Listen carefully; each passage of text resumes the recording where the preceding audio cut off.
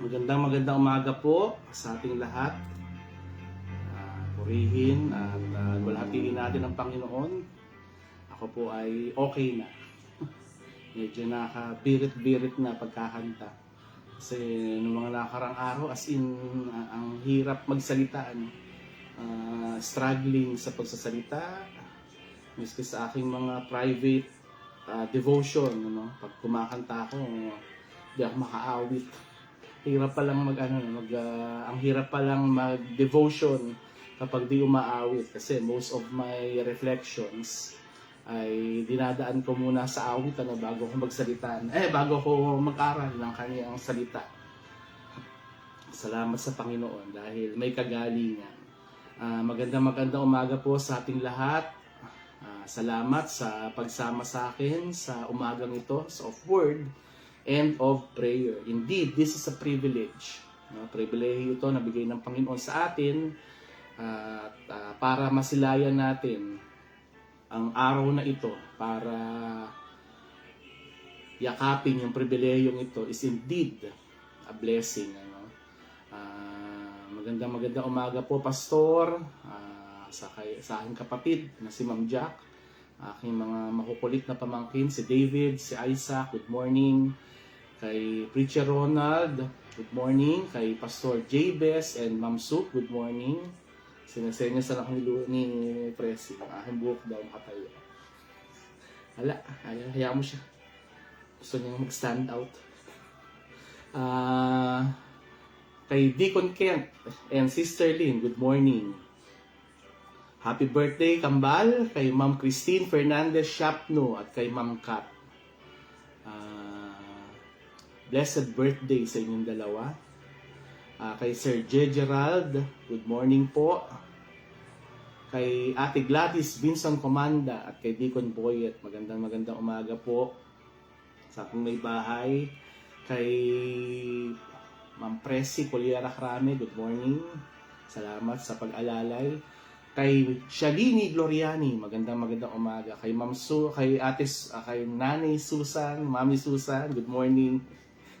At kay Moya, good morning. Kay Ma'am Susan Jose, magandang umaga po. Kay Ate Baby Villamiel, magandang umaga. Kay Ma'am Cory Simanes, good morning po.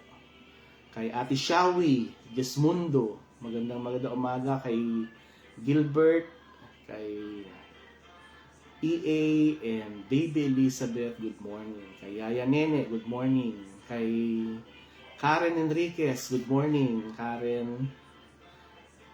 Kay Sir Domingo Sibonga, magandang umaga po. Kay Jane K. Clemente, at saka kay Ryan, kay Maris, at kay Elise, magandang umaga. Sabi ni Kuya Johnny, extended daw ang ang winter. Supposedly, dapat patapos na, pero parang mas mag-renew pa daw ngayon. Kay Ma'am Gina Lazareto Mabalot, magandang umaga po. Kay Ma'am Liberty Calado, good morning po. Kay Ate Eileen Shapno, magandang umaga. Deacon Luis Dominguez, kay Ma'am Weng, kay Louie at Luisa, magandang umaga po. Kay Nanay Tercy, good morning po. Kay Ma'am Miho Domingo, good morning po. Kay Ma'am Regina Cabrera Abdohan, magandang umaga po. At kay Sir Joseph Alfredo Lingat, good morning po. Nag-send sa akin ng picture si Sir Joseph. Okay, wag niyo na po akyatin. Okay, kaming dalawa na lang po nagkakaintindihan. Magandang umaga po. Ingat na lang po. At medyo mainit ang panahon ngayon. Ibang klase, no? Kaya nakatakot lumabas.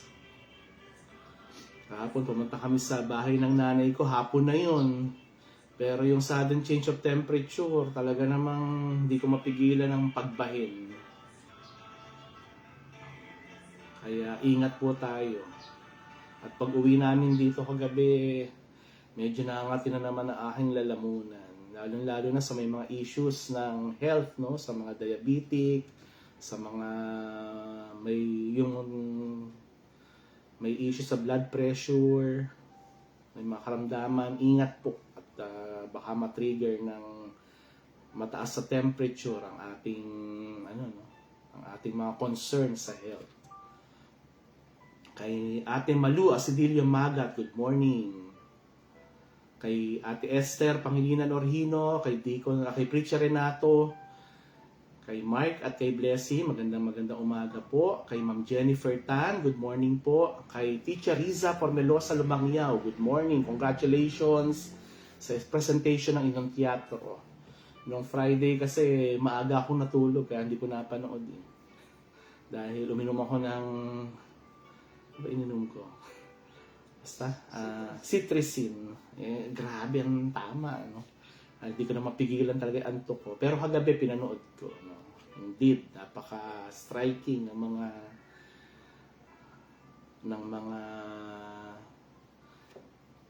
mga linyahan ni Teacher Riza, no? Tagus sa puso.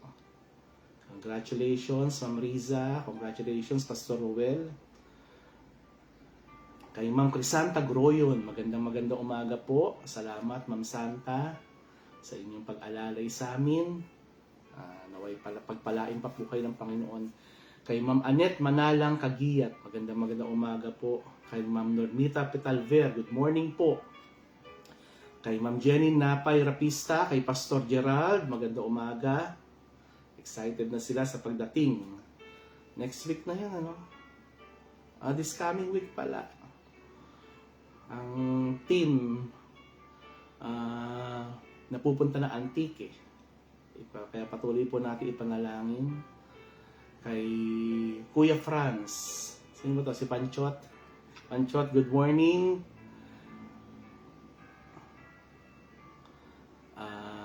Kay Ma'am Ann Santos, magandang umaga po. Kay Ma'am Bernardita Lupena, good morning po. Ma'am Esther Imperial Capiendo, good morning po. Kay Ma'am Marisa Balestero de la Cruz, mapagpalang umaga po sa ating lahat. Kay Ma'am Teresa Catalogo, good morning. Kay EJ Palye, good morning EJ.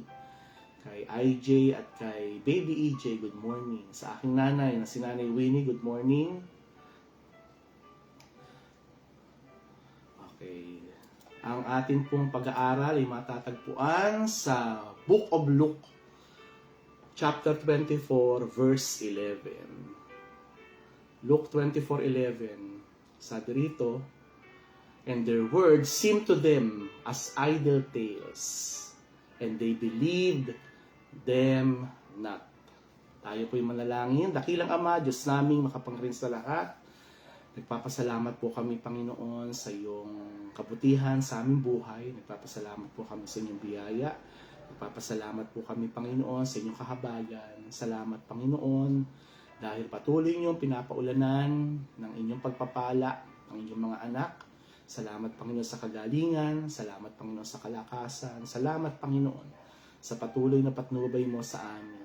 Sa kabila, Panginoon, may mga pagkakataon sa aming buhay na kami hindi nagiging tapat, pero patuloy po kayong nagiging tapat sa aming buhay. Pinupuri namin kayo, dinadakila ang inyong pangalan. Salamat, Panginoon, sa pribilehiyong ito na binigay mo sa amin upang kami ay maging productive, Panginoon, upang kami ay makasimula ng panibagong araw at buhay sa umagang ito.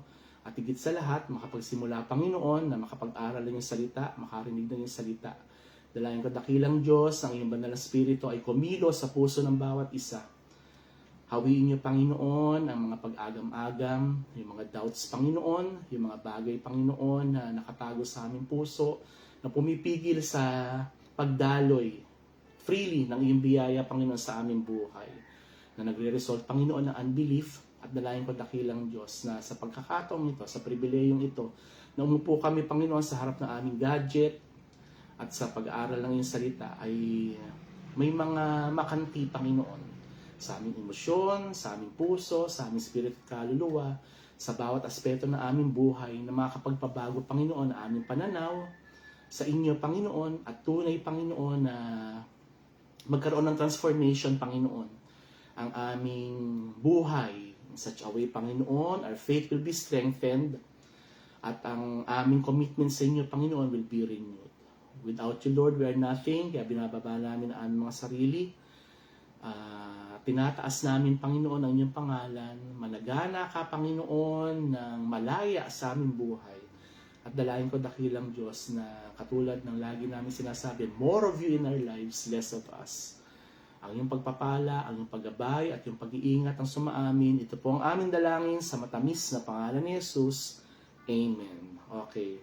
So, ito pong text na binasa ko, no, sa Luke chapter 24, verse 11, sabi, and their words seemed to them as idle tales, and they believed them not. Kung babasahin natin yung Luke 24, 1 to 11, may kinalaman to sa ika-third day, nung pagkabuhay ng Panginoon. Sabi dun sa verse 1, now upon the first day of the week, very early in the morning, they came unto the sepulchre, bringing the spices which they had prepared, and certain others with them. Imagine niyo, no? After 3 days, pumunta sila sa libingan ng Panginoon. At ang pinuntahan nila doon ay, sa pag-akala nila, ay patay pa ang kanilang pinaglilingkuran. No? And napaka-relevant nito, napaka-significant nung verse na ito. Sapagkat baka mamaya pumupunta tayo sa lugar kung saan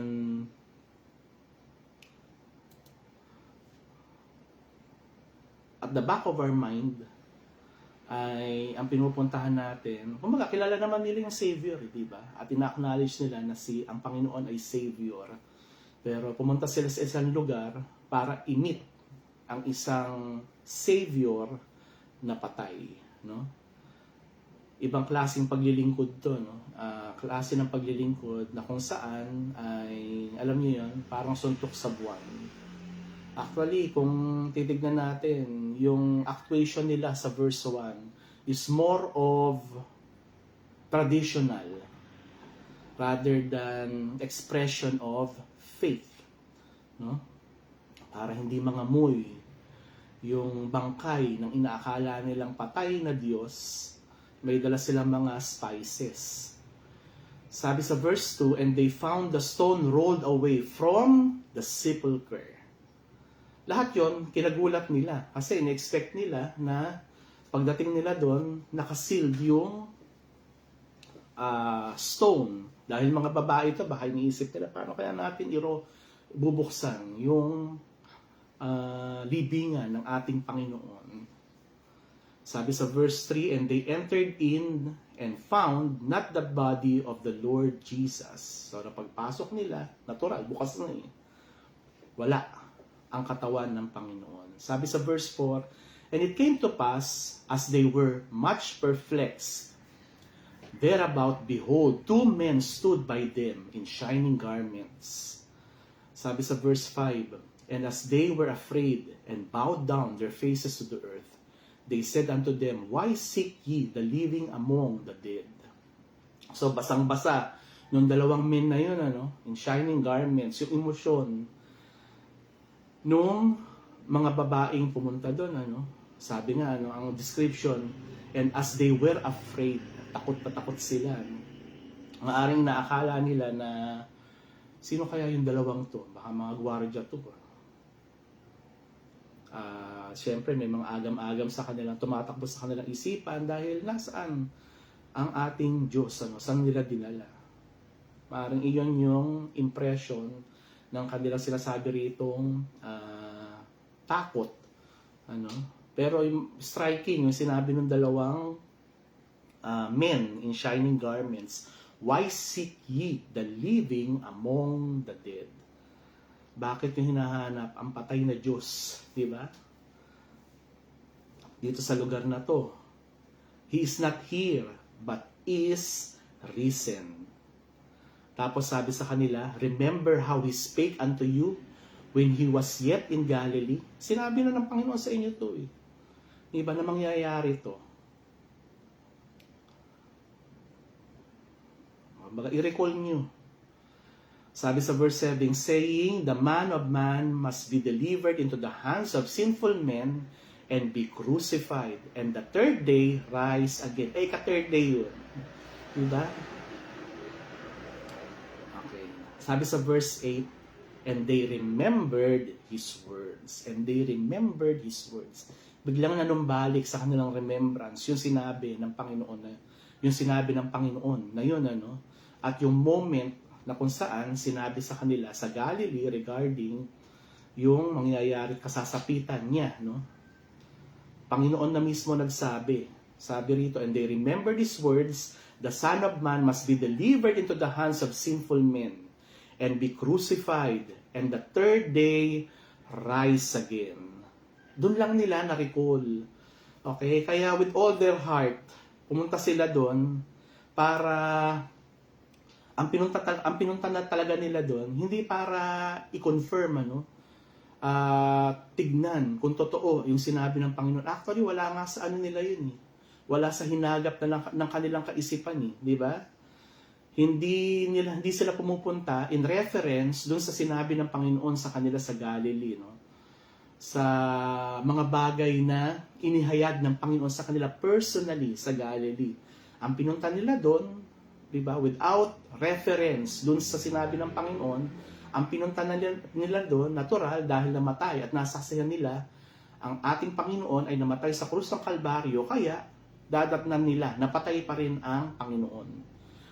Walang excitement. Naku, totoo kaya? Ngayon sinabi ng Panginoon na ika-third day, siya ay babangon muli, mabubuhay na muli. Totoo kaya? Actually, nagdadalamhati sila. Nasa ng Diyos, di ba? Nasa ng ating Panginoon. Wala siya dito. Nasa ng kanyang katawan. Kumbaga, as if, iniisip nila na linabas ng mga Roman soldiers mula sa libingan ng Panginoon helplessly. Saan nila dinala? Di ba? Ang katawan ng ating Diyos. So, pumunta sila doon dahil sa patay na Diyos. Walang reference doon sa kung ano man. Wala sa hinagap, wala sa kanilang remembrance, wala sa kanilang reflection na ang pupuntahan nila ay buhay na Diyos. Ang pinunta nila ay patay na Diyos. So segue muna tayo. Balikan natin yung sinasabi rito, na kung saan sinabi ng Panginoon, nireveal sa kanila ahead of time yung senaryong to. Sabi sa Luke chapter 9 verses 43 to 45, kung babasahin natin sa Luke chapter 9, ang daming nangyari dyan, bagong i-reveal ng Panginoon na siya ay kailangang mamatay at dadanas ng pagkamatay. No? Imagine niyo, no sinabi ng Panginoon sa kanila na siya ay mamamatay, follower mo nga kami, kaya nga kami sumama sa iyo dahil sasandig kami, tas bigla kang mawawala. Maaring gano'n ang kanilang kaisipan, di ba? Ang daming nangyari, bago ni-reveal ng Panginoon sa kanila yung account na to, kung babasahin natin yung Luke chapter 9, mababasa natin dyan kung paano sinend ng Panginoon yung mga apostles sa isang mission. Tapos mababasa rin natin dyan kung saan na-confused si Herod regarding sa personality ni Jesus Christ. Tapos mababasa rin natin dyan how Jesus fed the 5,000. Tapos, nagkaroon din ng conversation ng Panginoon kay Peter at dineclare ni Peter na ang kaharap niya ay ang Messiah, ang tagapagligtas. At dito na, makikita natin yung account na kung saan ni-reveal ng Panginoon na kailangan siyang mamatay. At mangyayari yun. Sabi sa verse 43, and they were all amazed at the mighty power of God. Nasaksihan nila. Diba? Kung gaano naging makapangyarihan yung kanilang sinamahang Diyos. But while they wondered everyone at all things which Jesus did, He said unto His disciples. Imagine niyo, parang yun, may tawag sila dun na ang ganda-ganda ng takbo, kumbaga, nire-reflect nila kung gaano makapangyarihan ng Diyos, kung paano nag-perform ng miracle. Kumbaga, lahat sila ay nasa cloud 9. Kumbaga, maaaring tumatakbo sa kanilang kaisipan na hindi tayo nagkamali. tumatakbo sa kanilang kaisipan na we are secured, di ba? Tapos parang ang nakita ko rito, no, parang pinutol ng Panginoon yung yung sandaling yun na kung saan nagiging maganda yung takbo ng kanilang thought regarding sa reflection nila sa mga nasaksihan nilang pinerform ng ating Panginoon. Sabi but while they wondered everyone at all things which Jesus did, He said unto His disciples, bigla siya may sinabi, let this saying sink down into your ears, for the Son of Man shall be delivered into the hands of men. Okay, iyon agad ang pinasok ng Panginoon sa senaryong yun, na kung saan mataas ang spirit at energy ng kanilang ng crowd, ng mga disciples, dahil nga sa nasaksihan nilang pangyayari. Sabi sa verse 45, but they understood not His saying. Di nila naintindihan. And it was hid from them that they perceived it not. As if paano nga naman nila maintindihan ang isang bagay na hindi nila naiintindihan, di ba? Paano nila iisipin at siseryosohin ng isang bagay na wala sa hinagap nila, as if zero ang kanilang knowledge regarding sa sinasabi ng ating Panginoon. Personal to, Sabi sa Amplified Version, its meaning was kept hidden from them. Nakatago. Wala silang idea. So that they would not grasp it. Diba? And they feared to ask Him of that saying. May tatlong prinsipyo, sa verse 45 na to, but they understood not His saying, and it was hid from them. They perceived it not, and they feared to ask Him of that saying. Okay? Pero makita natin dito sa last phrase, sabi, they feared to ask Him of that saying. Hindi sila makapagtanong, may kinatatakutan sila, may mga agam-agam sa kanilang puso. Sabi nga ng isang philosopher, the man who asks a question is a fool for a minute. The man who does not ask is a fool for life.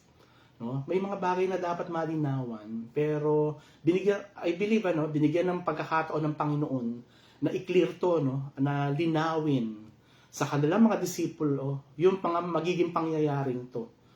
Pero binaliwala nila. Maaring sa kalagitnaan ng kanilang pagsasaya, dahil sa kanilang nasaksihan, ayaw nila na maputol yun. Kung ano man yung sinasabi ng Panginoon, parang hindi nila dinidil seriously. Unang-una kasi dyan, hindi nga naunawaan. Principle 1, truth is always communicated by God. At masasaksihan natin at mararamdaman din natin araw-araw ang kanyang katotohanan ay laging sinasabi ng Panginoon sa atin, hinahayag ng Panginoon sa atin. Ang kanyang mga commandments, ang kanyang mga precepts, ang kanyang exhortation, pagpapalakas sa atin ay hindi lihim, di ba? Even the warnings, sinasabi ng Panginoon yun, part yun ng truth na kino-communicate sa atin ng Panginoon. Sabi ko nga sa mga bata, He will move heaven and earth. Maintindihan lang natin at makarating lang sa atin yung truth ng kanyang salita. Diba? Sabi sa John 8:31-32, then said Jesus to those Jews which believe on Him, if ye continue in my word, then are ye my disciples indeed. Diba? Sa kanyang salita lang talaga mapapanatili natin yung estado ng ating relasyon sa Kanya, di ba? Sabi niya, and ye shall know the truth, and the truth shall make you free. Hinayag ng Panginoon to sa Kanyang mga disipulo, di ba? Kung ano mangyayari sa Kanya. Sabi sa verse 44, let this thing sink down into your ears. Gusto kong maunawaan nyo to, gusto kong marinig nyo to. For the Son of Man shall be delivered into the hands of men. Truth yun. And I believe, maaring part din yun. May warning concern din yun. di ba? Kumbaga, pwede maapektuhan yung kung ano man yung inyong pinapaniwalaan. Pero mangyayari to. Di ba? The truth shall make you free. Ibig sabihin, you will be out of the bondage of ignorance. May gustong iparating ang Panginoon sa kanila eh. Perspective will be better. Perception will be changed. Transformation from within will start. Diba? Sabi nga, faith cometh by hearing. Nadidinig nila to personally sa Panginoon. Diba?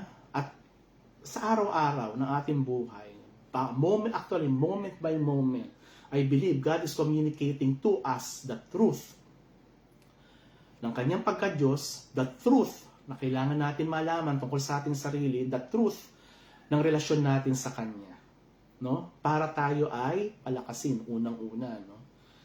Okay, that is principle 1. Truth is always communicated by God. At ito ang ginawa ng Panginoon sa kanila personally. No? Second principle, truth. Ibig sabihin yung wisdom ng Panginoon is not always easy to accept. Iyon yung sa end natin. Ano? Tanggapin natin. Katulad nito, kitang-kita naman dyan. May mga truth na sinabi ang Panginoon sa kanila pero hindi agad inaccept ng kanyang mga disipulo. Disipulo niya na yun, personal na yun, how much more tayo, hindi natin siya nakikita, di ba? Though we confess na siya ang ating Savior at dinedeclare natin na nilagak natin ang ating pananampalataya sa Kanya. Pero aminin natin sa hindi, may mga sitwasyon talaga na kung saan na hindi natin agad-agad nag-grasp yung mga bagay na pinapagawa niya sa atin personally at the moment.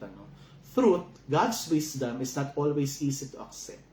Sabi sa 1 Corinthians 2:14, by the natural man receiveth not the things of the Spirit of God, for they are foolishness unto him, neither can he know them, because they are spiritually discerned. Diba? They are spiritually discerned. Hindi ko naunawaan to, Panginoon. Pwedeng isa sa kanila, ang dami-dami nila, 12. Diba? Wala man na nagtanong. Because they are spiritually discerned. Dapat, hindi ko maunawaan to, Panginoon. Yan na ba gusto mong sabihin? Pero walang naglakas loob na magtanong, Miski sa mga meeting. Miski sa mga meeting, may mga ganyan, di ba? Miski may mga agam-agam tayo. Dahil miski hindi natin naintindihan yung sinasabi ng boss natin, miski may gusto tayo linawin, may mga pagkakataon na nananahimik na lang tayo, Dahil siguro, I will figure this out later. Baka magmukha akong ignorante, Minsan takot na takot tayo, magbato ng question para malinawan. At ganun tayo, Siguro, ganun din ang nanamayani sa kanila. Pero tandaan natin na ang wisdom ng Panginoon on our end will never be easy to accept. Most often than not.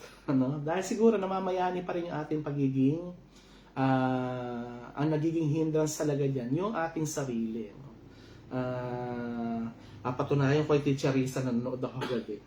Striking sa akin yung sinabi ng isang karakter, nung na-realize niya na kailangan niya ng tagapagligtas. Sabi nga niya, tama kayo. Ang Diyos nga ay buhay at totoo. Diba? Sinulat ko actually.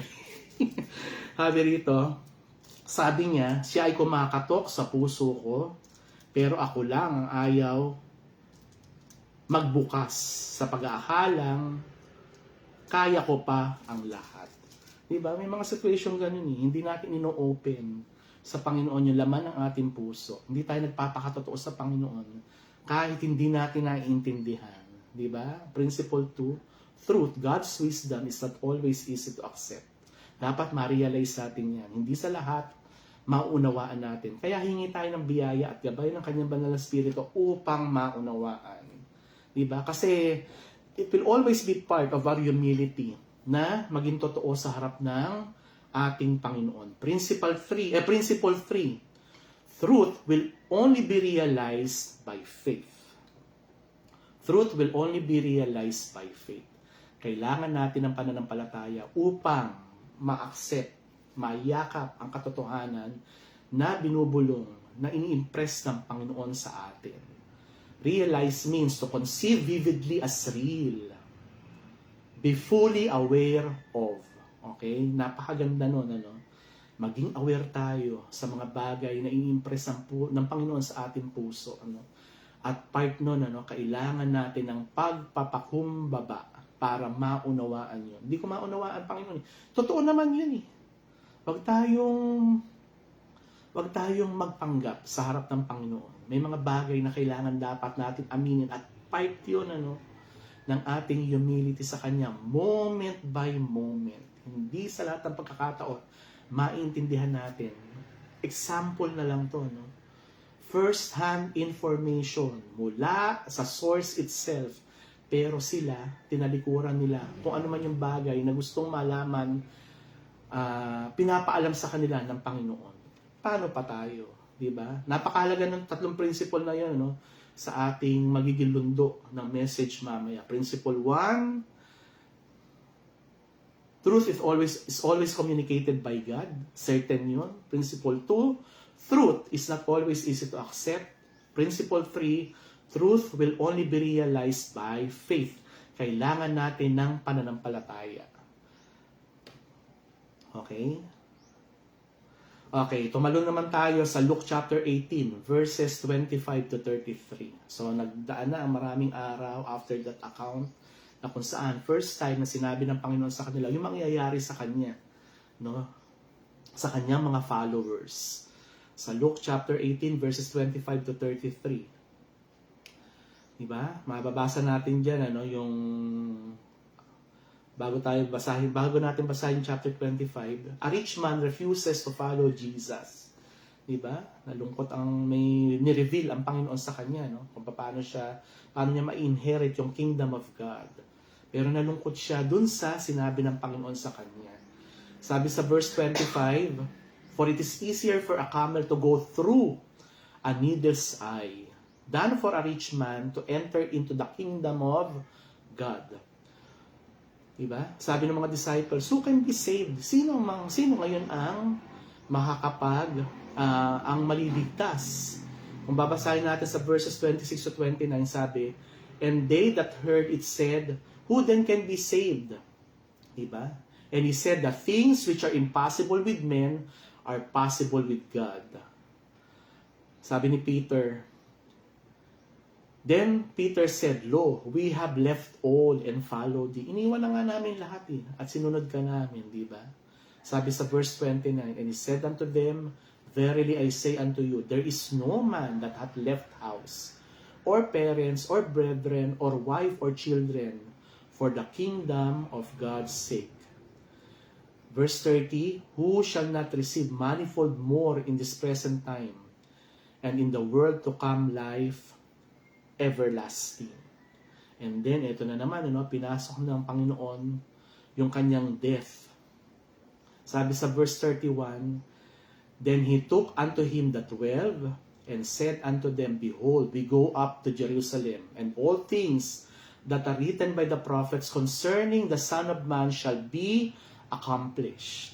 Kumbaga, parang nagkaroon ng recall, ng review ang Panginoon. Binato ng Panginoon.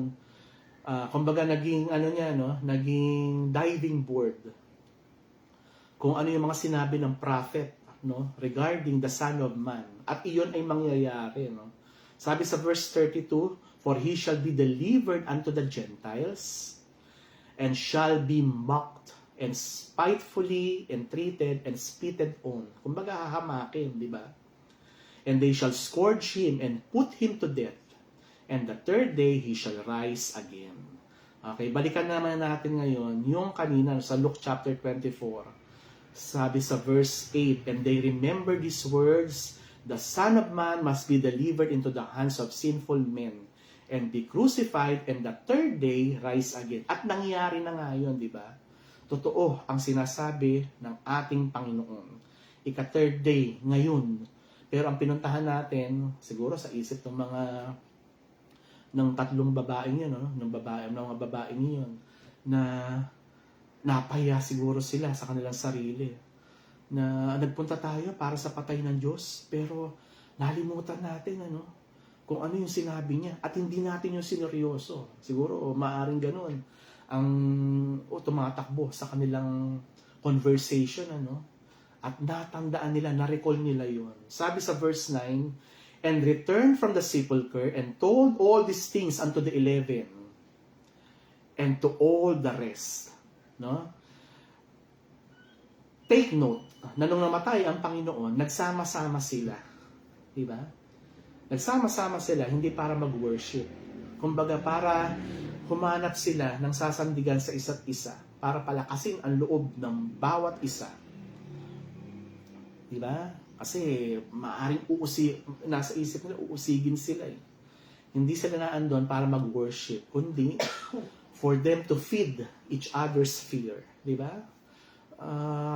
Kumbaga, parang ganun eh, pinapalakas nila yung kanilang mga takot at pangamba. No? At ito ang ginawa nila nung mga babae, no? And return from the sepulchre. Pinuntahan nila mula doon sa libingan. At sinabi nila yon sa mga disciples. At yung rest ng kasama nila, ibig sabihin, madami sila, di ba? Verse 10, and it was Mary Magdalene and Joanna and Mary, the mother of James, and other women that were with them, which told these things on the apostles. Sinabi nila yun sa mga disipulo, di ba? Sa mga followers. Okay, verse 11. Ito na tayo, ano? Ito na yung naka-excite basahin to eh. Okay, verse 11. And their words seemed to them as idle tales. And they believed them not. Sabi sa Amplified Version, but the report seemed to them like idle talk and nonsense. And they would not believe them. Mas maganda yung nabasa kong version ng The Living Bible. But the story sounded like a fairy tale to the men. They didn't believe it. Imagine niyo, no? All throughout their lives, diba? Mula nung iniwanan nila, tinalikuran nila yung kanilang mga trabaho para sumama sa Panginoon. At kung babalikan natin doon sa account na sinabi nila kanina, no? Nasa rurok sila ng kanilang pagiging, yung overwhelming experience na nakita nila personally, no? Kung paano nag-perform ng miracle at gaano makapangyarihan yung Diyos na sinamahan nila, no? Yung taong sinamahan nila, no? Tapos, biglang ito, pinaalam sa kanila ng Panginoon eh. Pero, as if pala, no? May mga bagay talaga na may mga pagkilos ang Panginoon sa ating puso na nire-reveal niya sa atin with all His power and might para ipakita sa atin kung gaano siya mapagkakatiwalaan, kung gaano siya makapangyarihan para mas mapalakas ang ating pananampalataya. For a moment, pwede pala nating bitawan yun. Katulad ng nangyari dito, no? Dahil ang titignan natin ay yung present circumstance. Parang ito. Nasaksihan natin na namatay siya. Wala nga siyang nagawa. Ano sinasabi mo ngayon? Ano? Sabi sa verse 11, and their words seemed to them as idle tales, and they believed them not. Sino sila? Sila yung followers ng Panginoon. First hand na experience kung gaano makapangyarihan. And then ito, no, sila'y parang litong-lito, parang gulong-gulo. Di ba? Sabi sa Psalm 44 verse 1, we have heard with our ears, O God, our fathers have told us what work thou didst in their days, in the times of old. Darating pala sa sitwasyon na kung saan, ito, meditate tayo, na-bless tayo, no? Dahil mineditate natin mula Genesis, siguro yung buong Old Testament, di ba? Na encourage tayo sa buhay ng mga biblical characters, kung paano sila itinaas ng Panginoon, kung paano sila paano nila na-overcome yung mga challenges, personal challenges sa buhay nila, no? Paano sila in-equip ng Panginoon sa pamagitan ng kanilang pananampalataya, no? At na-strengthen tayo doon. Sa simpleng mensahe lang ng isang hymn na uplift ang ating spirit. Diba? Parang ganito what work thou didst in their days. Reflection to meditation to Pero may mga situation pala, dahil kapag bumulaga sa atin ang isang sitwasyon, pwedeng bitawan natin yung mga pananampalataya at yung mga reflection na yun. Instantly. Sabi sa 2 Timothy chapter 2 verse 7, consider what I say, and the Lord give the understanding in all things. Okay? Kapag nag-question na tayo at dumating tayo sa sitwasyon no, kung saan i-question natin yung ating relasyon sa Panginoon. No? Dahil dinadala tayo sa ganun damdamin ng mga pagsubok sa buhay at yung mga hinaharap natin presently. Ano na sana yun, maging indication, humihina ang aking pananampalataya. It's time for me to go to the Lord, di ba? At sabi sa 2 Timothy chapter 2, verse 7, the Lord give the understanding in all things. Kahit sa mga sitwasyon na kung saan hindi natin maintindihan, lingapin natin, balikan natin yung kanyang mga pangako. Kasi hindi naman bago to Sinabi ng Panginoon sa kanila ahead of time. Ano ang naging issue? The issue is faith. Pananampalataya. Minsan nadadala tayo ng hype for the moment. Pero pag dumating ang tunay na pagsubok, binibitawan natin.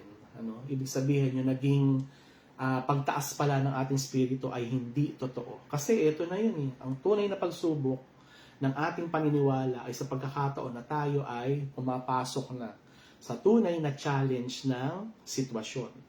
Okay, hindi ko alam kung anong sitwasyon yun, pero lahat tayo may pinagdadaanan.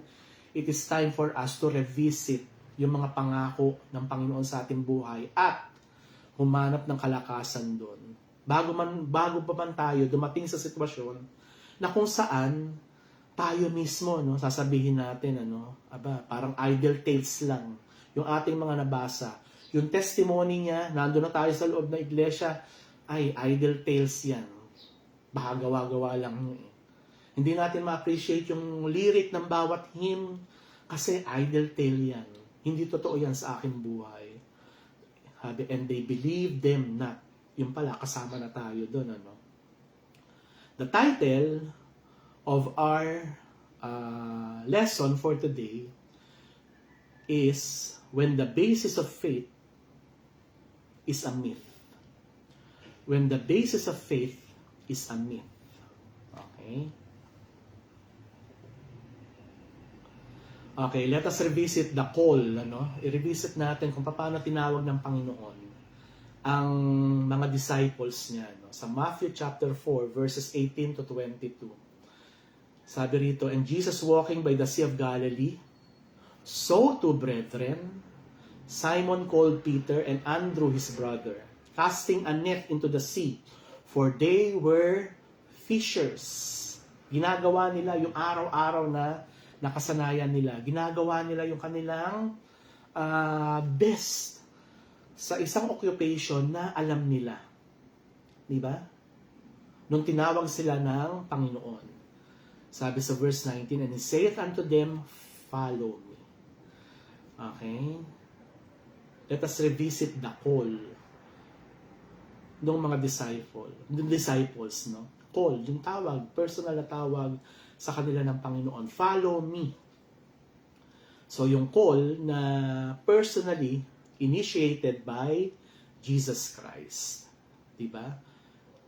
Ano sabi ng Panginoon? Follow me and I will make you fishers of men.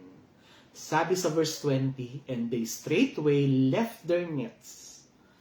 Agad-agad, iniwan yung kanilang occupation. Iniwan yung kanilang personal na pinagkukunan ng kanilang ng kanilang kabuhayan. 'Di ba? Nakikita natin dito yung tugon nila personal na tugon sa panawagan ng Panginoon. Their communication sa Panginoon, sa panawagan. Their communication, their response to the call. Ano sabi?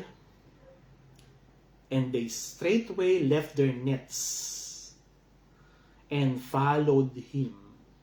And followed him. At makikita natin agad dito yung kanilang commitment sa Panginoon. So the call, galing sa Panginoon, initiated by Jesus Christ. Tapos, yung sumunod na dalawa, their communication and their commitment, response na nila yun. Responses na nila yun. And they straightway left their nets and followed him. Tapos sa verse 21, and going on from thence, he saw other two brethren, James the son of Zebedee, and John his brother, in a ship with Zebedee, their father mending their nets, and he called them. Sabi sa verse 22, and they immediately left the ship and their father and followed him. Diba? Ay iniwan lang yung kanilang occupation. Pero ngayon, tinalikuran nila yung kanilang kabuhayan at ibig sabihin talaga, when we follow Christ, tayo lang. Diba? May personal quest natin yun. At may mga bagay na may mga bagay na tinatalikuran tayo personally. Kahit na, eto na, talagang iiwanan mo, yung iyong kaanak, di ba? Iniwan din nila yung kanilang tatay. Ibig sabihin, ito yung naging commitment nila sa Panginoon. Kumbaga, no turning back. Di natin alam kung ano yung nag-transpire sa kanilang mga puso nung tinawag sila personally ng Panginoon. Ano yung mga naging dealing. Diba? Pero agad-agad, diba? Nagbigay sila ng kumbaga, kinommunicate agad nila yung kanilang response sa Panginoon. At nagbigay sila ng commitment sa Panginoon. Para iwanan mo ang isang nakasanayan na ikabubuhay mo para sa isang cause. It is something, di ba? Ibig sabihin na talagang buo ang kanilang paniniwala, ang belief, dun sa taong sinamahan nila. Di ba? Pero, sabi sa Luke 24:11, kumbaga, ito yung ultimate test ng kanilang pananampalatayang yun, And their words seemed to them as idle tales, and they believed them not. Kung ano man yung mga bagay na naging diving board nila para sundin yung panawagan ng Panginoon. Kung ano man yung mga bagay, ang tinuro sa kanilang Panginoon, kung ano man yung mga bagay na sinabi at kinunicate sa kanilang Panginoon ahead of time, for them to be strengthened, I believe, kasi sinabi ng Panginoon yun for them to be strengthened, ay hindi nila pinapaniwalaan. This is an issue of faith. So, ibig sabihin, miski follower ka na, there will always be a concept of an obscure Savior. Obscure Savior. Ibig sabihin, claim natin na siya ang tagapagligtas, we are claiming na siya ay involved sa ating buhay, pero alam niyo yun, He is insignificant. We tend to manifest our own wisdom rather than seeking God. Diba? Sa araw-araw na ating ginagawa, mas namamayani kung ano yung ating pinaniniwalaan at nararamdaman sa ating sarili. Doon natin hinuhugot yung wisdom rather than sa mga bagay na sinabi at pinangako niya. Obscure Savior. If a relationship with our Savior is obscured, yung kanyang significance, obscure din. So, obscure significance. Ibig sabihin, we failed. We will be a failure to connect our present, kung ano man yung ating nararanasan, sa ating tagapagligtas. Sa ating relasyon sa Kanya. Ano significant niya sa mga pangyayari sa buhay ko? Ito yun Dahil obscure ang kanilang concept sa kanilang tagapagligtas, wala siyang significance. Wala siyang epekto sa present na nangyayari. At ito yung nangyaring yun, Diba? And their words seemed to them as idle tales, and they believed them not. Diba? Kung ano man yung nangyayari ngayon, parang walang sinabi. Wala, as if walang sinabi ang Panginoon sa kanila. Di ba? We lose hope for the future. Kaya nga sila nagsama-sama sa isang lugar eh. Dahil pare-pareho sila ng nararamdaman. They are hopeless. Dahil yung pinaglagahan nila ng kanilang pag-asa ay patay at nakita nilang namatay. Di ba?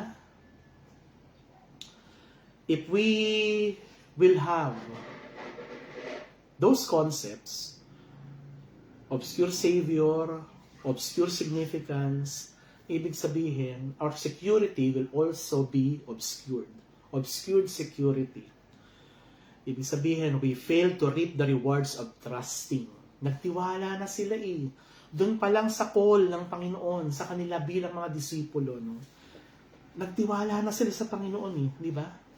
At iyon will be, ang security natin sa Kanya will be in peril kapag nalagay sa alanganin yung relasyon natin sa Kanya at paniniwala natin sa Kanya. And if we will be a failure to reap the rewards of trusting, ito ang pinakamalala, no? We cannot accommodate His grace.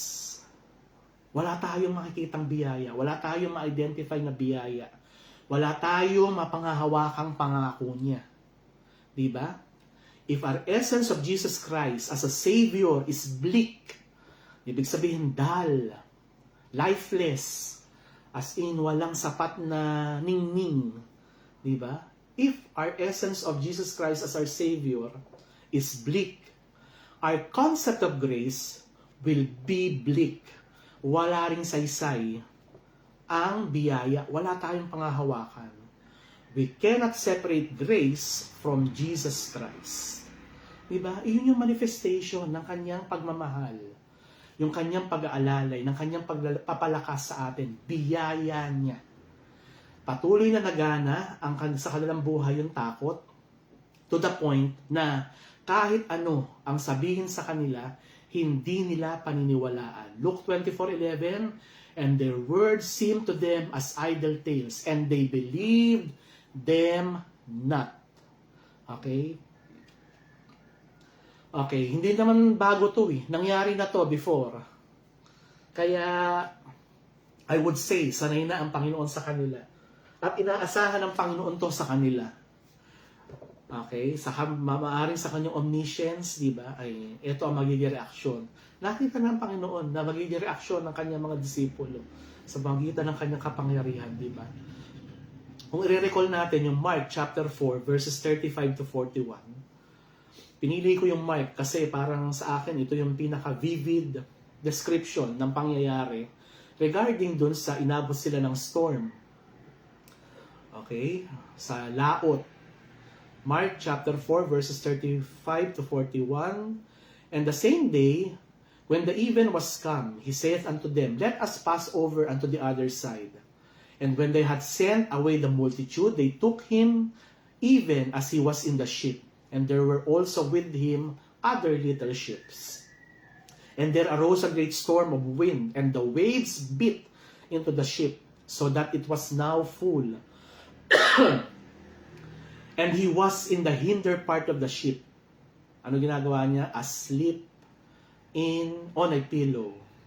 And they awake him, and say unto him, Master, carest thou not that we perish? Wala ka bang pakialam na tayo ay mamamatay? Di ba? Nalimutan nila. Ang kasama nila ay ang tagapagligtas.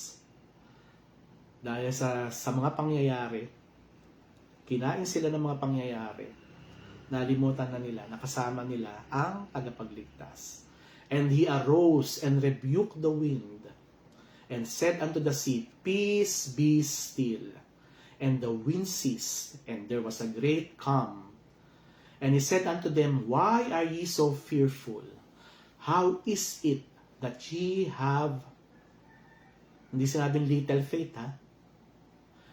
No faith. Wala kayong pananampalataya. Kaya ahead of time,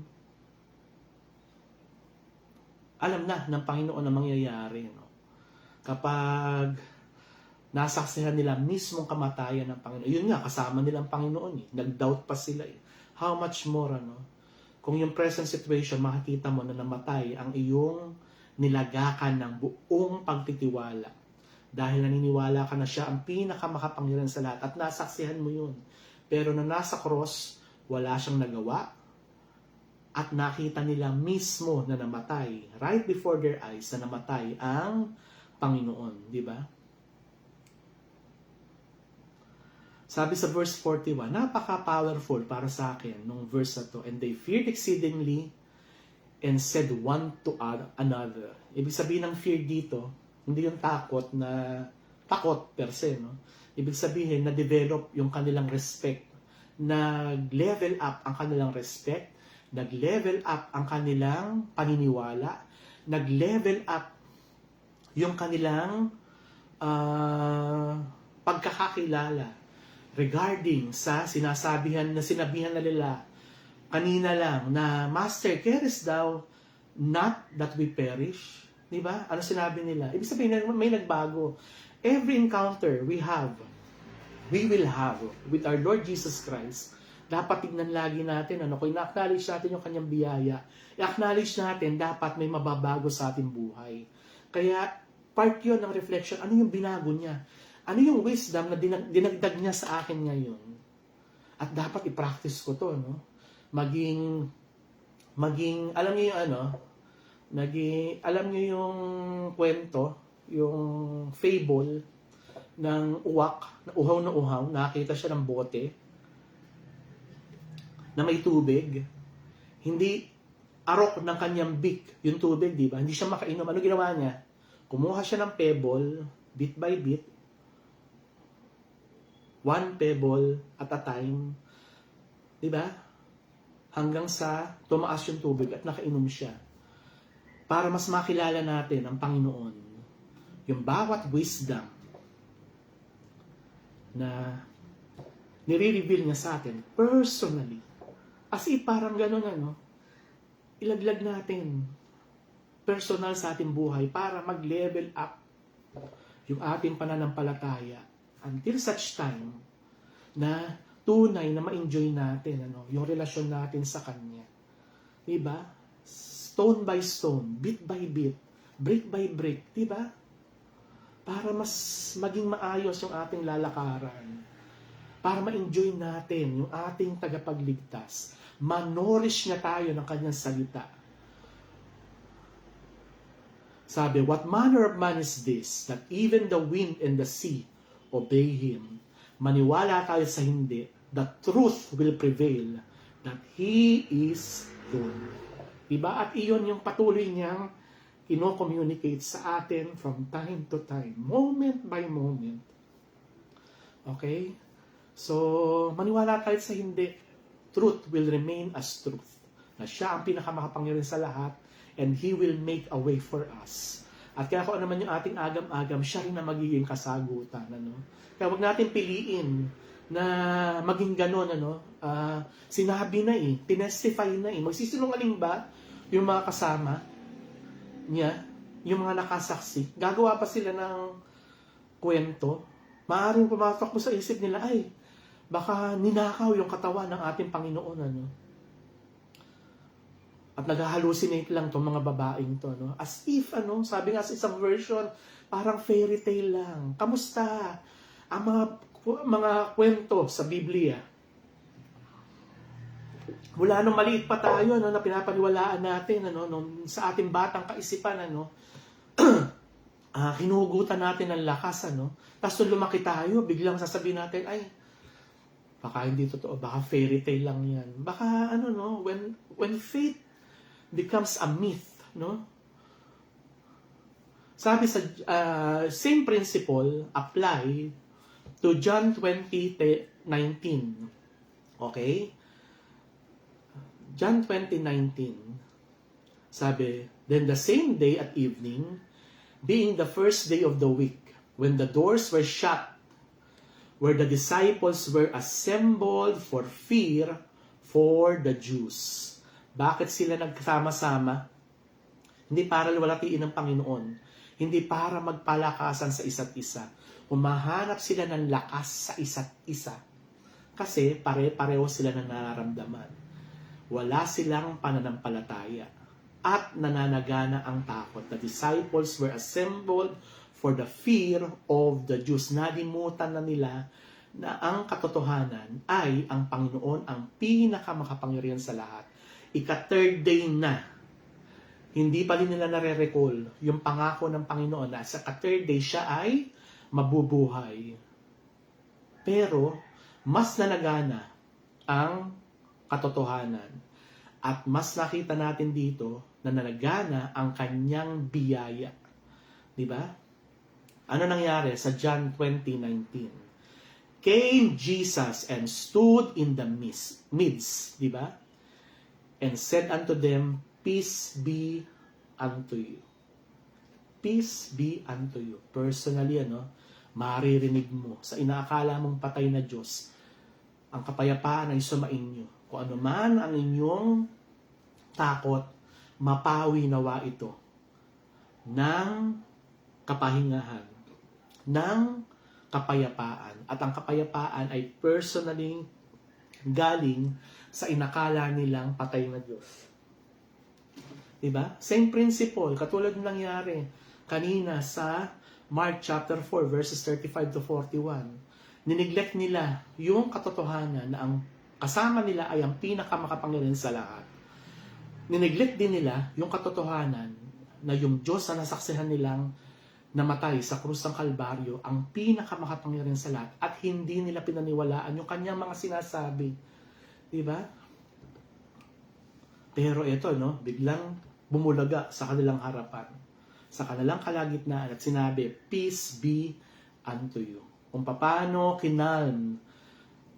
pinapayapa ng Panginoon yung sea, yung raging storm, pinayapa din ng Panginoon ang kanilang pusong lunod na lunod sa takot. At iyan ang ginagawa ng Panginoon sa atin.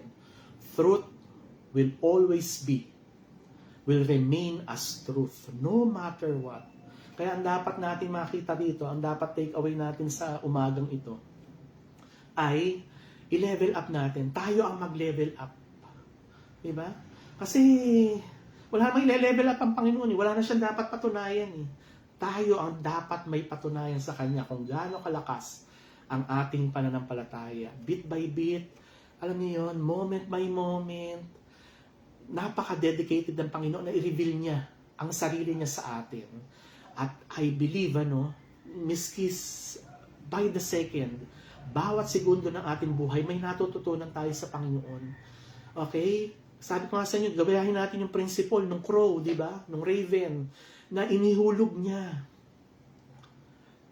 doon sa bote ng kakaunting tubig, para nung tumaas yung tubig, ma-enjoy niya. Ganon, di ba? Kung ano man yung natutunan natin sa Panginoon, sa bawat segundo ng ating buhay, kunin natin yon, itago natin yon, gamitin natin yon para mas maunawaan pa ng malalim ang kanyang salita, manorish tayo ng kanyang salita at mapalakas tayo ng ating pananampalataya.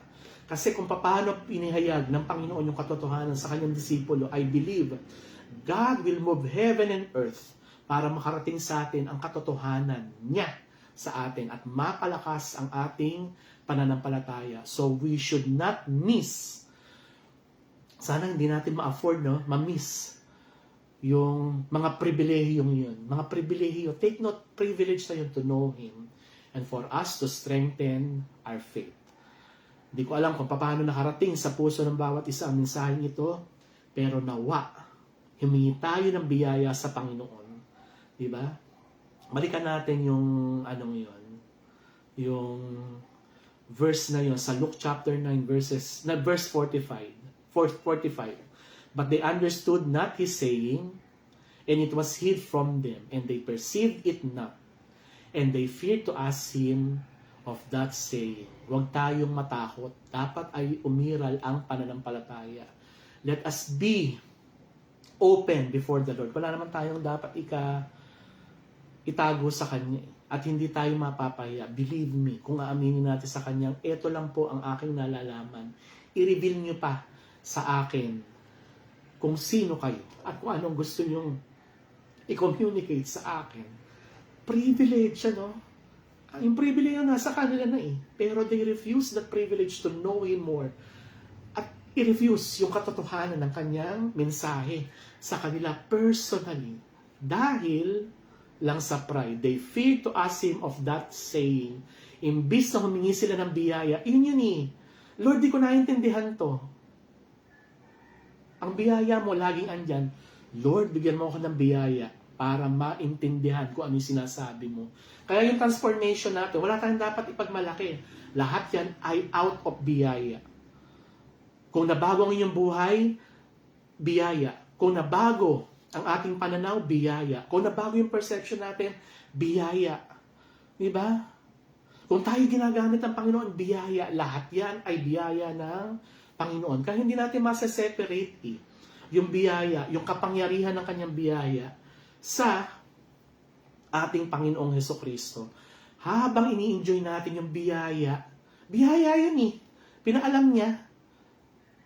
Hindi ko alam. Humingi ka rin ng biyaya para absorb mo, para mayakap natin yung kanyang salita. Kung ano man yung kanyang kino-communicate, sayang na pribilehiyo, di ba? Kasi nga, ang mas nananagana, myth sa atin, yung faith, rather than ito yung dapat na katotohanan, ito yung dapat na isa pamuhay. At nawa ay naging pagpapala sa bawat isa ang mensaheng ito. Tayo po'y manalangin. Dakilang Ama, Diyos naming makapangyarihan sa lahat, kami po ay pumupuri, lumalwalhati sa inyong pangalan. Salamat, Panginoon, sa biyaya na iyong pinaranas sa amin sa umagang ito. Salamat, Panginoon, sa biyaya na natutunan namin sa umagang ito. Salamat, Panginoon, sa biyaya na pinaranas at pinaramdam mo sa amin sa umagang ito. Nawa, Panginoon, ang mga biyayang ito ay makapagpabago ng aming buhay. Makapagpabago, Panginoon, ang aming pananaw sa aming Diyos. Makapagpabago, Panginoon, at mapagtibay ang aming pananampalataya sa aming Diyos. Makapagpabago, Panginoon, at makapagpatibay ng aming relasyon sa aming Diyos. Makapagpabago, Panginoon, sa aming mga buhay. Huwag masayang ang mga pribilehiyo, Panginoon, na binibigay mo. At pinapalagana mo, Panginoon, bawat bagay, Panginoon, na ini-impress mo sa aming puso. Indeed, those are privileges, Panginoon, na nasasayang sapagkat hindi namin ninayakap, Panginoon, ang biyaya na matutunan, maintindihan, at makilala ka, Panginoon. Nagpapakumbaba po kami sa inyong harapan. Humingi po kami ng tawad sa mga kasalanang to, Panginoon, na aming piniperform sa araw-araw sapagkat hindi namin tinatama ang konsepto ng aming faith. Ang sandigan pa rin namin, Panginoon, ay myth, alamat, kwento, fairy tale, Panginoon, ang inyong mga salita, ang inyong mga kwento, ang mga bagay, Panginoon, ng pagpapalakas mo ay imposible para sa amin sapagkat we failed, O Lord, na palakasin ang aming pananampalataya. Patawad po.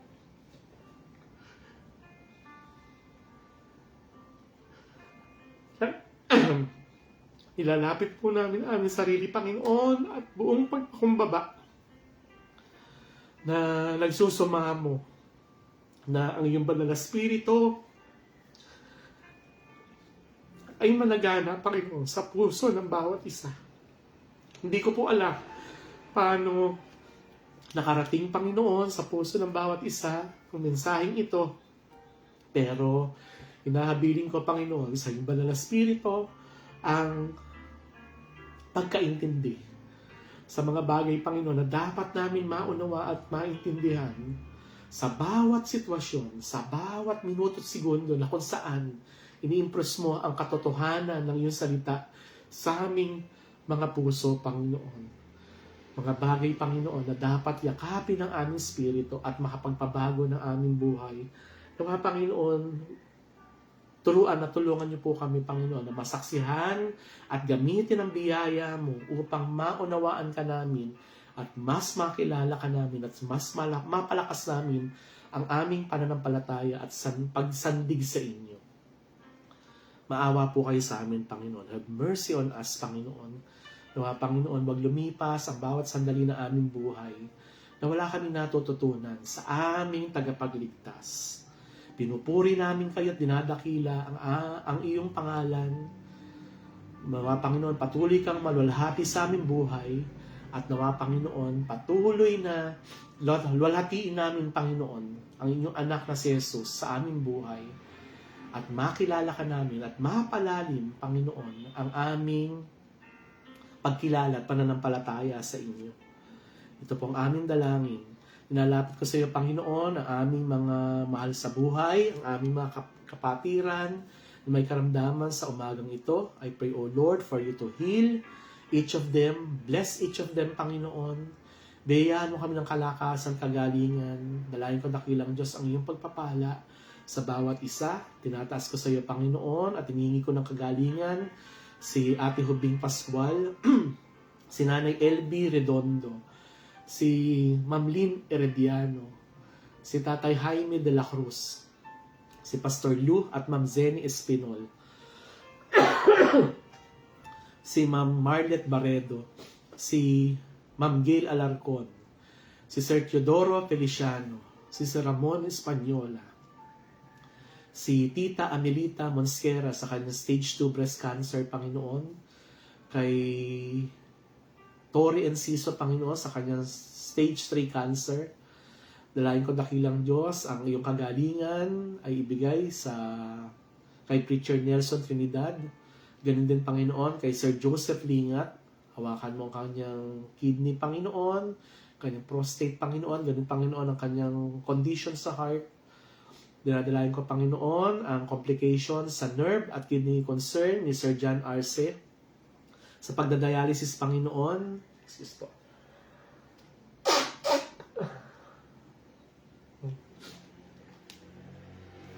ni Ma'am Yonida Dairit. Sa kidney concern, Panginoon, ni Sir Ramon Española. Sa kidney concern, ni Mami Juanita Verona. Sa leukemia, Panginoon, ni si Sir Sebastian Mateo. Sa breast cancer, ni Ma'am Rowena Rebacos. Sa cataract and acid reflux, Panginoon, ni Mami Luchi Monsale. Sa pagdadialysis, Panginoon, ni Sir Vic Contuca.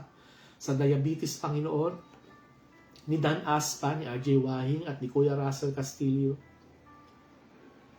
Sa heart disease, Panginoon, at severe gout, ni Sir Renato Fernandez. Sa cancer sa uterus, Panginoon, ni Ma'am Beth Zapata. Sa Parkinson's disease, ni Ma'am Teresita Lacson.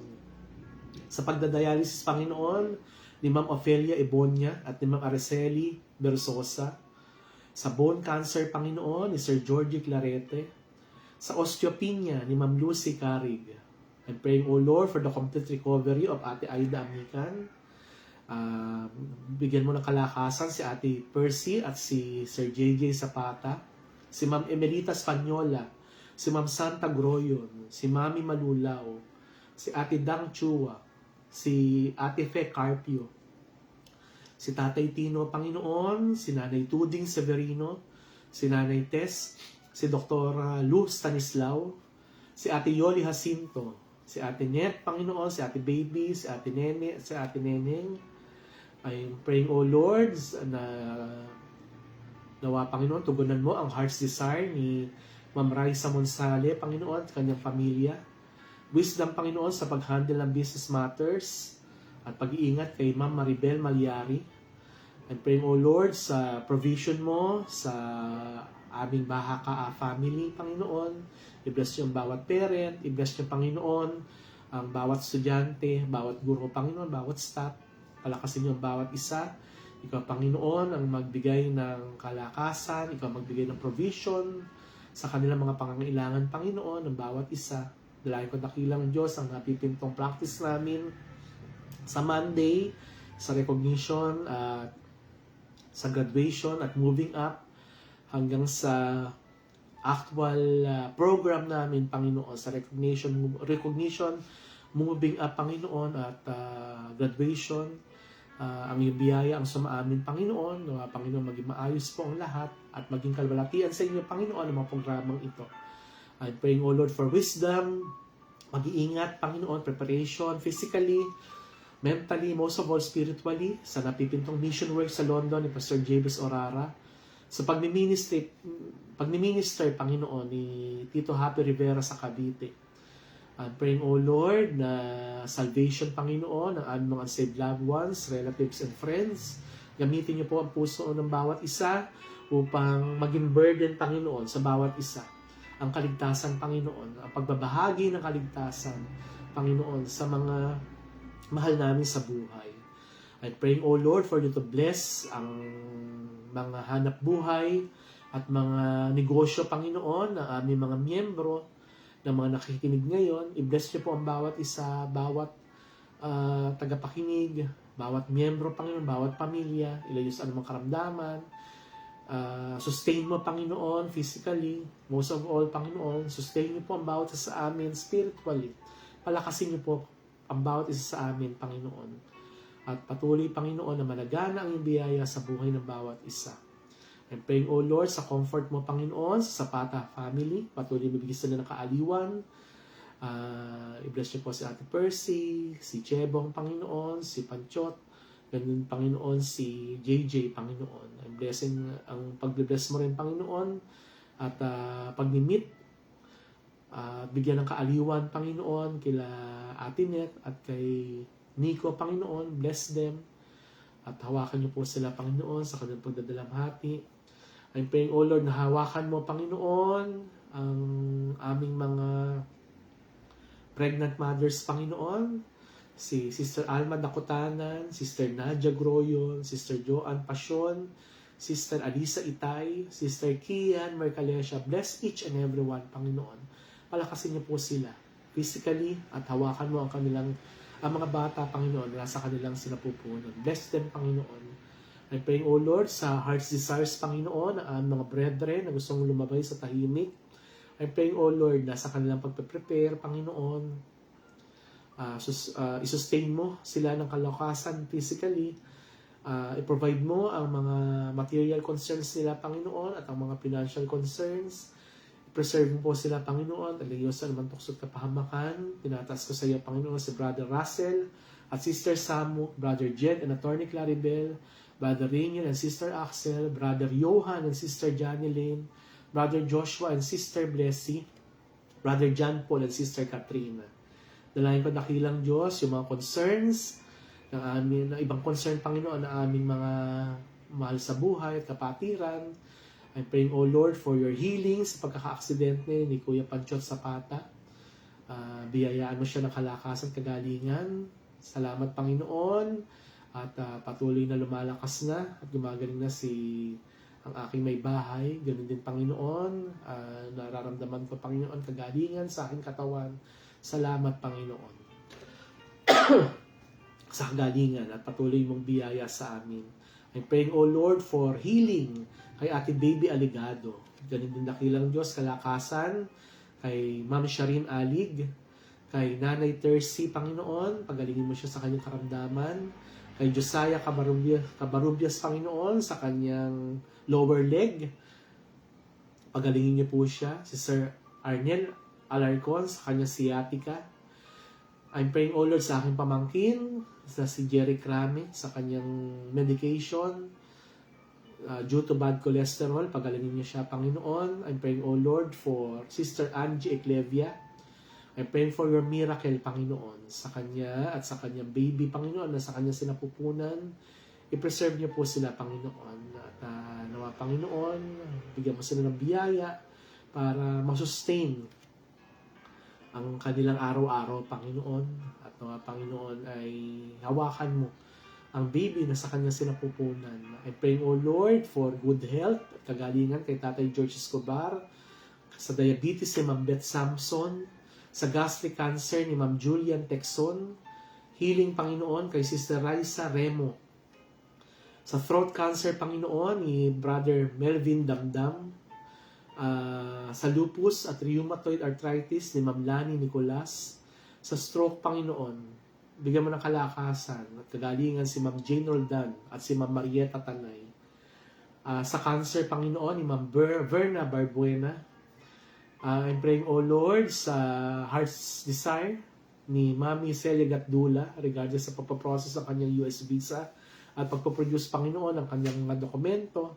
Panginoon, in your own sweet time, ay tugunan mo, Panginoon, ang kanyang heart's desires, Panginoon. Kay Ate Lisa Lopez, pag-iingat sa kanyang heart's desires, Panginoon, regarding sa application adoption kay Blessy at saka yung petition sa US ni na MJ at Joshua, Panginoon. Dalahin ko, Panginoon, na yung kalakasan, bigyan mo ng katalinuhan sa pag-aaral, si Brother Drew, Sister Ann, at Sister Natasha. I'm praying, O Lord, ang iyong pag-iingat. Dalahin ko, Panginoon, sa paglalayag sa barko nila Preacher Jonathan Shapno, Brother Angelo, Brother Andrew Spanyola, at Sister Christine Samson, Panginoon. Bless them, Panginoon. At patuloy na bigyan ng kalakasan ang iyong pag-iingat sa mga kanila. Ang political situation, Panginoon, sa probinsya ng Abra. I'm praying, O Lord, for your face to shine upon them and Panginoon, mga sumpungan nila ang iyong kapanatagan, Panginoon, kapayapaan na nagmumula sa iyo. Bless them, Panginoon. I'm praying, O Lord, ang political situation sa Marikina City, ang mag-prevail pa rin, Panginoon, ang iyong will sa aming syudad. I'm praying, O Lord, sa desire, Panginoon, ni Ma'am Nika Hernandez sa pag-apply sa grad school. I-provide mo, Panginoon, mga resources, bigyan mo siya ng kalakasan, bigyan mo siya ng katalinuhan, ituga mo siya, Panginoon, sa iyong will sa kanyang buhay. Sa building construction, Panginoon, ang church sa MIBC Malabon, provide mo, Panginoon, ang kanilang mga pangangailangan. Dalayan ko, Panginoon, sustain niyo po sila, Panginoon, ang katugunan, Panginoon, sa preparation ng paglalagak namin, Panginoon, na aming mga faith promises, Panginoon, sa iyo. Dalayan ko, Panginoon, bawat miyembro, Panginoon, ay equip mo, handa mo, Panginoon, spiritually, ihanda mo financially, Panginoon, upang maibalik ang aming mga naipangako, upang maibalik, Panginoon, ang aming commitment sa iyo, Panginoon. Ang mga biyaya, Panginoon, na ibibigay mo sa amin, ay siya ring biyaya, Panginoon, na aming gagamitin upang mapapurihan ka. Dalayan ko, dakilang Diyos, na magkaroon ng tamang puso ang bawat miyembro regarding, Panginoon, sa pribileyong ito na mapaglingkuran ka at maibalik lahat sa iyo ang papurit pasasalamat, Panginoon, sa pamamagitan ng aming mga faith promises, Panginoon. Ang financial provision, Panginoon, sa mga pupunta sa Antique for mission work.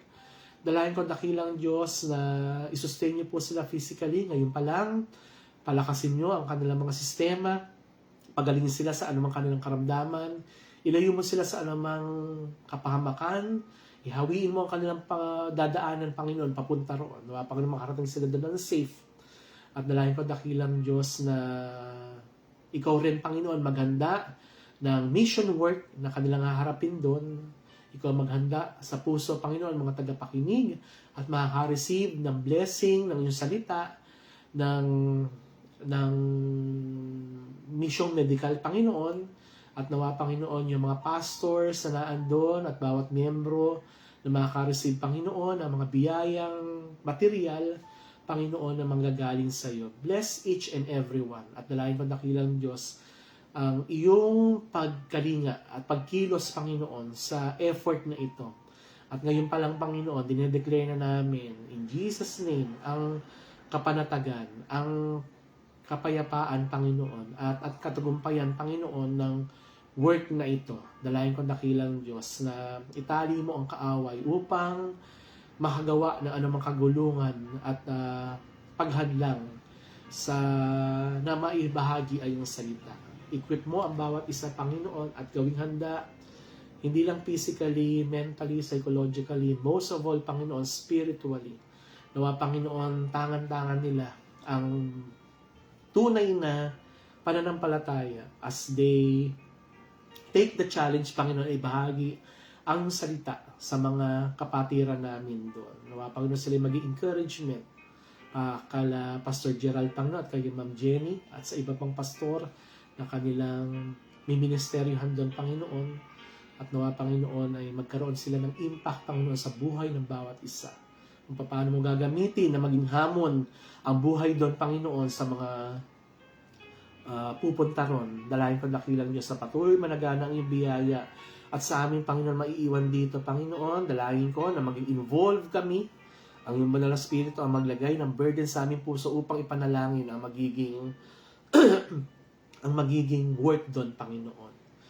Tinataas ko rin sa iyo, Panginoon, for your miracle and healing kay Pastor John Wofford, kay Ma'am Malu Alvarez, kay Ma'am Jeneline Lagarde, kay Ma'am Jessie Guevara, kay Tita Remy, kay Ma'am Melissa Rivera, kay Ma'am Marilyn Cebua, kay Ma'am Corazon Hoxon, kay Ma'am Lydia Tab, kay King Jasper Credo, kay Sir Dominic Salimbay, kay Ma'am Ruby Carpio, kay Ma'am Delilah Revilla, kay Sir RJ De La Cruz, kay Ate Tet de Guzman, ganyan Panginoon, kay Ate Rowena De La Cruz. I'm praying, O Lord, for healing, kalakasan nagmumula sa iyo. Dalayan ko dakilang Diyos na maging posible ang kanilang kagalingan, Panginoon. Maging posible, Panginoon, ang kanilang kalakasan, Panginoon, nagmumula sa iyo, Panginoon. Nawa, Panginoon, sa kanilang banig ng karamdaman, palagalingin niyo sila, palakasin niyo po sila, Panginoon, ang bawat concern ng aming mga miyembro, ng mga tagapakinig ngayon. Lord, palakasin niyo po ang bawat isa at i-provide mo, Panginoon, sa iyo manggaling ang provision ng aming mga pangangailangan. Tinataas ko rin sa iyo, dakilang Diyos, si Kim Lau. I'm praying, O Lord, for recovery sa kanyang operation. Panginoon, bigyan mo siya ng kalakasan at proteksyon. Ilayo mo siya sa anumang complications, Panginoon. Kay Panchot Zapata, Panginoon, sa kanyang forthcoming surgery at laboratory test. Dalayan ko dakilang Diyos, palakasin mo siya spiritually, physical, Panginoon, at patuloy na bigyan siya ng protection. Maging mabiyaya po kayo sa kanyang buhay, Panginoon. Kay Ma'am Elvira Colliantes, Panginoon, kalakasan nagmumula sa iyo.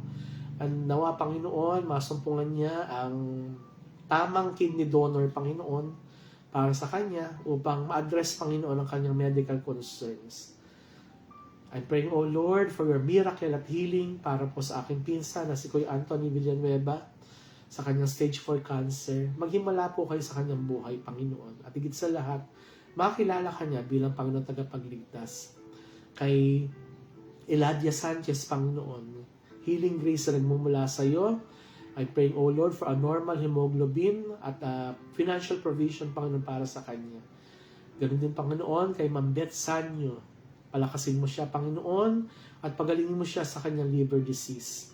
I'm praying, O Lord, by Ate Rowena De La Cruz, restoration for her health, strength, protection, at provision sa kanyang mga procedures na dadaanan. I'm praying, O Lord, for Nanay Leti, healing sa kanyang respiratory illness. I'm praying, O God, at tinataas ko sa iyo si Sato Ami, complete healing and protection sa kanya. Ingatan mo siya at hawakan mo siya, Panginoon. I-restore mo ang kanyang kalakasan. Ganun din, Panginoon, kay Ma'am Dang Soriano. At sa kanya, at kay Sato Mitsuo, sa kanilang panganay, Panginoon, na anak na si Sato Yagi. Protection, Panginoon, strength and wisdom sa kanila. Ingatan mo sila, Panginoon, at patuloy na bigyan ng iyong biyaya at kalakasan. Kay Sir Saldi Lazareto, Panginoon, complete recovery sa kanyang stroke. Dalayan ko dakilang Diyos, patuloy mong bigyan siya ng kalakasan at financial provision ang iyong ibigay, Panginoon, para po sa kanyang treatment. Kay Ma'am Gina Mabalot, Panginoon, complete healing sa kanyang paa. At nawa, Panginoon, ay patuloy na malis ang kanyang kidney stone, Panginoon. Kay Angelina Capuno, kay Ate Bernadette na pamangkin ni Ate Aji sa kanyang chemotherapy at radiation therapy. Palakasin niyo po sila, Panginoon, at gawing physically fit, Panginoon, sa mga procedures na ito. Kay Kuya Ramon de Ocampo sa kanyang diabetes at eyesight. I'm praying, O Lord, nakagalingan sa kanyang aneurysm si Sister Arlene de la Cruz. I'm praying, O Lord, for Brother Orly Marcelo sa kanyang renal treatment. Praying for your will, Panginoon, sa kanyang buhay, kalakasang spiritual ang bigay mo sa kanya. Ganun din, Panginoon, yung pag-iingat kay Brother Zach Marcelo, kay Seki Celestine, at kay Zion Kila, Panginoon. Tinataas ko sa iyo, Panginoon, sa kidney treatment, sa kanyang ailment, Panginoon, si Ma'am Florence Perez, pagalingin mo siya. Dalayan ka dakilang Diyos, ikaw magbigay ng financial provision at kalakasang spiritual sa kanya. Kay Nanay Adela Salvador, kay Nanay Tessie, kay Tatay Sani, Panginoon, Nanay Winnie, kay Mami Eve, kay Kep, at sa aming mga seniors, bless each and everyone. Palakasin mo ang bawat isa, biyayaan mo ang bawat isa, Panginoon, ang iyong kalakasan at proteksyon sa araw-araw. Dalayan ko dakilang Diyos, si Ma'am Mirna Garcia, ang dati namin kasama sa CIS. Bless her, Panginoon. Kahabagan mo siya, Panginoon. Nawa, Panginoon, malagana ang biyaya mo sa kanyang buhay. Pagalingin mo ang kanyang mahal sa buhay. Pagalingin mo ang kanyang asawa, ang kanyang nanay at tatay, ang kanyang kapatid. Dalayan ko dakilang Diyos na maging stable at maging maayos siya, Panginoon, mentally. Dalayan ko dakilang Diyos na palakasin mo siya spiritually. At patuloy na paulanan, Panginoon, ng provision. At higit sa lahat, kagalingan nagmumula sa iyo at kapayapaan nagmumula sa iyo, Panginoon, sa kanya at kanyang pamilya. Kay Sir Chico Angelo Del, Panginoon, good health, strength, and protection sa kanya. I'm praying, O Lord, for Pastor Gerald and Ma'am Jenny Rapista. Good health and blessing at protection mo sa kanila, Panginoon. Ganun din, Panginoon, ang kanilang mga miyembro sa Antique. Patuloy mo silang bigyan ng kagalingan at kalakasan nagmumula sa iyo. Ang heart's desire, Panginoon, ni Pastor Edison Miranda sa Makabatas at sa kanilang church. Kung saan, Panginoon, nasunog ang kanilang worship place, Panginoon. I pray, O Lord, na managana ang iyong biyaya sa kanila. I-comfort mo ang bawat isa. Nawa, Panginoon, paningasin mo ang pag-asa na nagmumula sa iyo at bunga, Panginoon, ng aming pananampalataya sa inyo at kaligtasan nagmumula sa inyo. Lift them up, Panginoon, ang bawat miyembro. At i-provide mo, Panginoon, sa kanila ang kakailanganin upang ma-restore, Panginoon, ang kanilang bahay-sambahan. Tinataas ko sa iyo, Panginoon, si Ma'am Belinda Quemado, si Ina Ramos at ang kanilang pamilya, Panginoon. Nawa, Panginoon, I'm praying, O Lord, na make them able na maka-attend ng service bukas, Panginoon. At dalayan ko, Panginoon, ang kalakasan, proteksyon na sa kanila. Kay Doc Jem Stanislao, salamat, Panginoon, sa provision at pag-iingat mo sa kanya at kanyang pamilya at mga anak, Panginoon. Everyday provisions and blessing, patuloy mo silang ingatan, hawakan, gabayan, Panginoon, at pagpalain, kalakasan, Panginoon, at maayos na health, Panginoon. At dalayan ko ang iyong pagpapala sa pamilya ni Mami Glo Agudon, ang iyong protection, Panginoon, kay Ma'am Joanne at Sir Mark Feliciano. I'm praying, O Lord, sa salvation ni Denmark Simanes, Panginoon. Kahabagan mo po siya. Nawa, Panginoon, makita niya, Panginoon, ng kanyang kawalang magagawa at tanggapin kanya bilang Panginoon tagapagligtas. Ang heart concerns, Panginoon, personal heart's desire, Panginoon, ni Mami Malulaw, regarding sa kanyang mga anak, nawa, Panginoon, ay masumpungan mo na sila ay sama-sama mag-worship, Panginoon, sa iyo.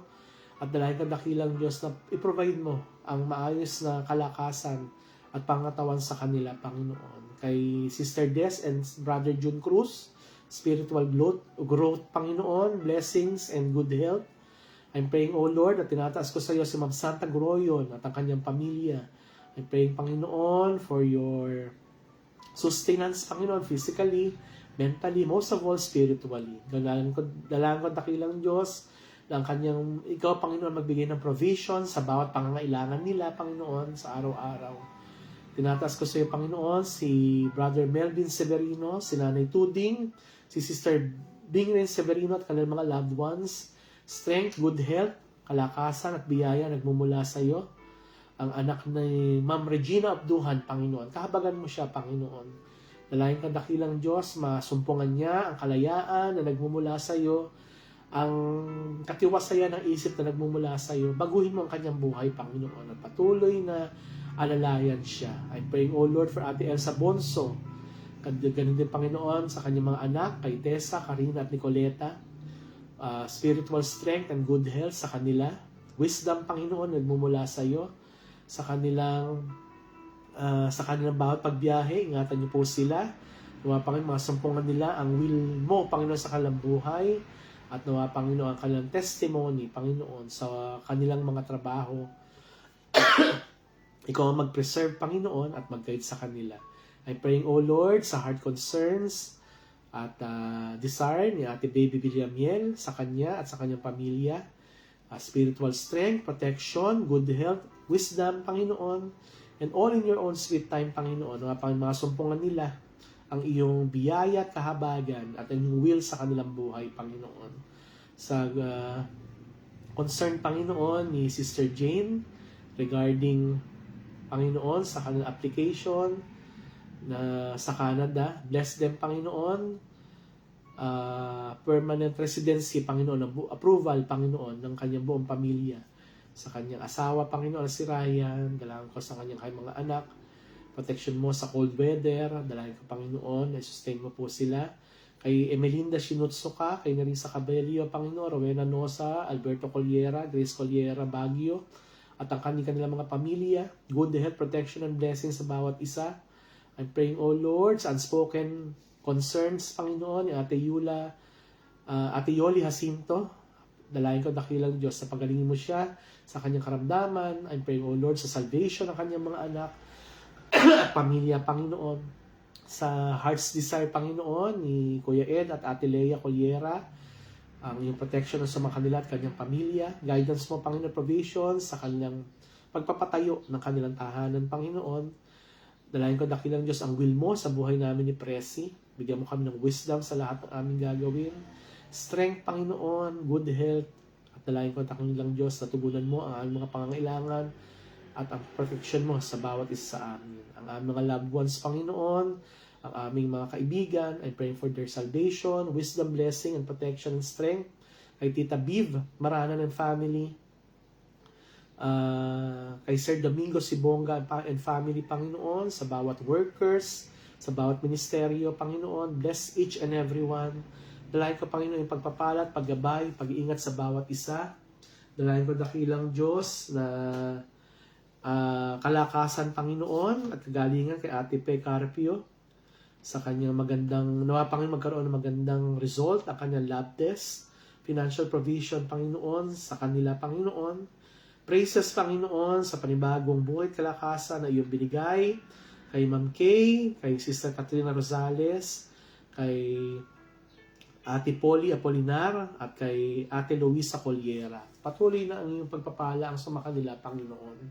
Ang iyong protection, Panginoon, pag-ingat sa mga kapatirang nasa ibang lugar, sustain each and everyone, gabayan mo ang bawat isa, ingatan niyo ang bawat isa, protection mo, Panginoon, kay Ate Elsa Bonso at ang kanyang pamilya, kay Nanay Tuding, Panginoon, sa kanyang pamilya, kay Ma'am Santa Groyon, Panginoon, and family, kay Ate Aji, kay Sir Jim, kay Ralph, and Happy Grace, at ang kanilang mga asawa at anak, Panginoon, bless them, kay Ma'am Ellen and John Tobera, Panginoon, kay sa aking kapatid, Panginoon, na si Lynn, kay Charles, kay Calvi at Tio, kay Kuya Johnny, kay Gina, kay Nanay Letty, kay Joboy, kay Ika and Joki.